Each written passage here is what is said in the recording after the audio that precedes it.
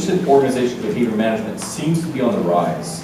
Why haven't other fields like human resources embraced it? And what would you say to folks looking to build their OBM skills? I think when it comes to even the terminology of organizational behavior management, just behavior in itself, by calling it that, organizational behavior management, the terminology, number one, might be somewhat flawed, because in the human resources world, in many organizations outside of human services, the word behavior kind of has a stigma. I think some of the language, for one, like if you called it, say, organizational performance management, that just the terminology could be one barrier, sometimes just the way it's perceived. There's so many mixed terms too. There's like industrial organizational psychology, organizational psychology. It's a very ambiguous field to many, so that's one, probably the terminology.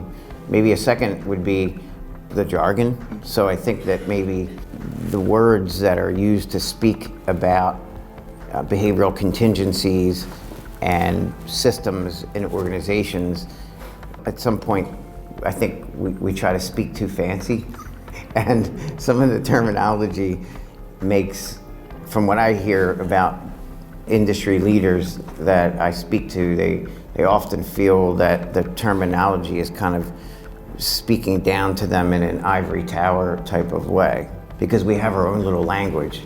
You know, nobody knows what a topographically dissimilar response class member is. You start speaking that way and people tune out pretty quickly. So maybe the terminology, maybe the way it's spoken about, and then people not understanding the value of positive reinforcement versus coercion and negative reinforcement. So if people kind of understood a little bit more about the fact that performance management and behavior analytic principles are not about coercion, punishment, threats, negative reinforcement, but they're more about inspiring people to shoot for bigger things and intermittent reinforcement, so to speak, that principle may really inspire leaders to jump into the field a little bit more.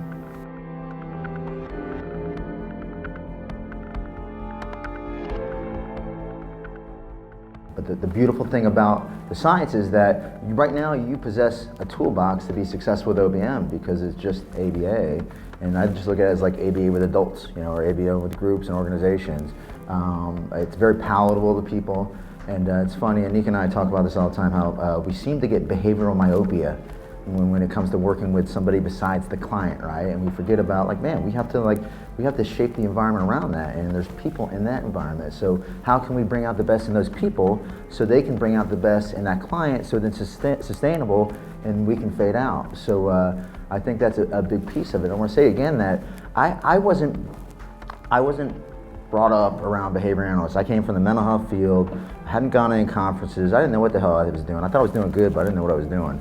But I read a book, and I just assumed that everybody out there was doing OBM, and the book was Bring Out the Best in People by Aubrey Daniels, and it's like, all right, this makes sense. It's kind of what we were taught.